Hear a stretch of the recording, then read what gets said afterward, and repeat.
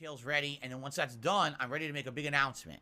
And basically, yes, there's going to be some differences. What you're going to see is, all right, I'm going to give you a big hint. All right? I'm not going to tell you exactly what I'm doing, but I'm going to give you a big hint. I've already told you guys, I'm getting older. I'm in a situation where I can no longer be a full-time gamer, and all I'm known for on the internet is playing video games constantly. Right? I want to diversify my content. Last year, I diversified my content in a big way with some of the React projects, as well as other things that I did. Not only reacting to, say, documentaries, but also reacting to advertisements. You guys really liked that, correct? The big feedback that I got was, wow, that diversification you did in 2022 was great. We want to see more of that. Please keep doing variety-style content. This is working, okay? I listened directly to your feedback, and now I'm going to implement some stuff that's different. It's basically a little bit less of me sitting here all day, every day playing video games. Okay? Now, don't worry. If you'll like me sitting here all day, every day playing video games, that's not going to go away. It's not, oh, Phil's not playing games anymore? No, no, no, no. Don't take this the wrong way. All right?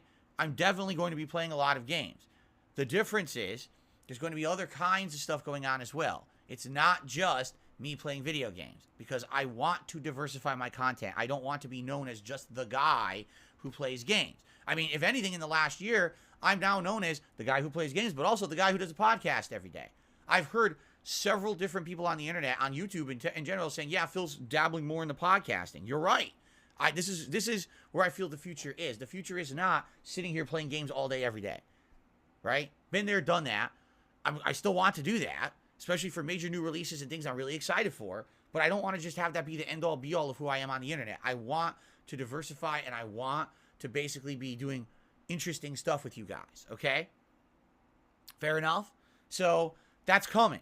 There's diversification coming, but I'm not spoiling it yet, because I'm right. I mean, I would love right now to make the announcement. In fact, you know what? Screw it. Ladies and gentlemen, I'm just kidding. I'm not going to do that right now. I don't want to spoil it, because like I said, I just need to work out a few things. And once those few things are worked out, then I can make the announcement. We can have a big celebration. Everyone can confetti, big party horns, doing backflips of excitement, you know? All right, that sounds really stupid, doesn't it? It does sounds really dumb. But anyway, yeah, I'm excited for the future. I really am. Rather than just being that asshole who swears at games, I can be that asshole who does other things while he also swears at games. There you go. Okay, that was really stupid, but you see the point I'm making. Like, when I dabbled in new stuff and all of a sudden it worked, I was like, okay, I gotcha. It's all about having that variety now, okay? And you know what I also like? Is that basically the stuff that I tried that you guys outright told me for years was going to be the biggest stuff didn't work just like I kind of thought. I'll give you an example. You guys for years yelled at me and said, you've got to do a live react to E3. You've got to do a live react to this press conference. And those live reacts that I did last year were actually my least successful projects that I tried. It was when I was reacting to a documentary, or when I was reacting to advertisements, or when we were doing variety style content in a marathon, right? So I was doing silly gameplay, but also there was I did commentary on a WWE reality match, or not reality match, fantasy match, like a battle royale, but then I was reacting to advertisements as well. When we did that variety style content, that shit worked like crazy.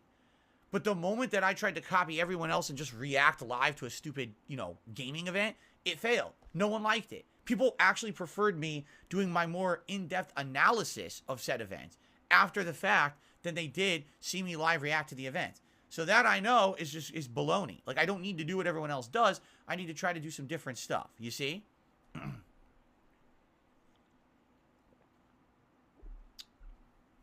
Spartanius one says, when the deal goes through on YouTube and you won't be shut down for using copyrighted music anymore, does this mean you can react to songs? Well, here's the thing. A lot of people are misunderstanding this new system. Yes, YouTube has announced that they're going to have a new system where you can actually have copywritten and licensed music in your videos, and you will not get shut down for copyright. What's going to happen is YouTube is going to claim that video as like a partial. So the music company will make a certain amount of revenue on the video via advertisement, and you will make a certain amount of revenue on the video via advertisement. They'll split it, which is what should have happened since day one why YouTube thought to just give all the rights over to the music company. It's completely illegal and makes no sense, but that's what they've always done. They're going to change it this year, okay? However, there's a catch to this process. Here's the catch. The music company has to sign up for the process. They have to load their music into YouTube's musical database and actively enable it and say, yes, I want to be a part of this. Okay? So, what company is going to do that?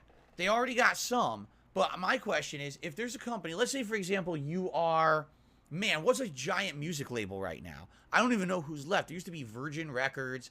There used to be, Geffen Records. I'm trying to think of like the biggest record companies that used to be out there. I don't even know if they exist anymore.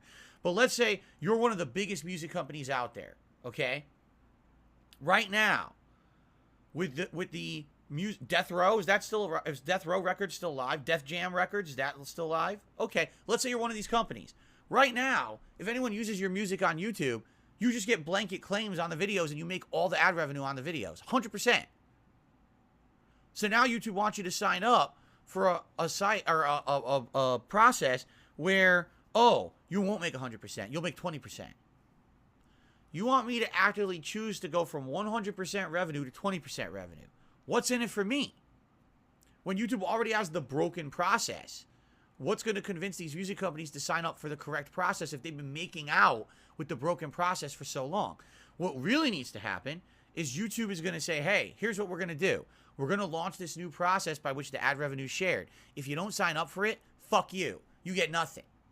So either you sign up for the proper process or none of your shit gets claimed on YouTube and you make nothing and everyone uses your music. Now, will YouTube do that? Probably not, because they probably don't want to get sued into oblivion.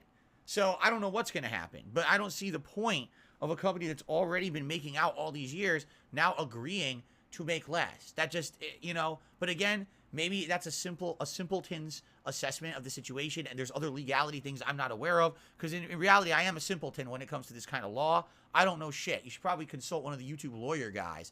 You know, maybe they'll know better. There's a few of them. There's a few YouTube lawyers who tackle these kind of issues. Ask one of them. But this is just me coming from, you know, my perspective. I don't know how this is really going to work. And it's funny because YouTube announced this last year, and now here we are. It's about to hit February. Still no news. Like, what's going on? Is it coming? Content that's not ready. So, I absolutely, hopefully, within a week or two, will have concrete information for all of you. And by the way, I should say this too. This is going to be genuinely new stuff. This is not, oh, Phil's just going to do more what he did last year. No, there's genuinely new things that I'm interested in doing on the internet. That's not just what I've done up to now. New stuff. Not exactly the same as last year. Let's put it that way. Because some people, I think, are already under the impression, oh, so Phil said he did React content last year, so all he's going to do is he's going to react to more documentaries this year. Oh, big deal. No. Absolutely not. No. That is not what I'm talking about. It's not doing the same. I want to do different, more interesting stuff. Okay? All right? Okay. All right. We got that out of the way. Outside of that,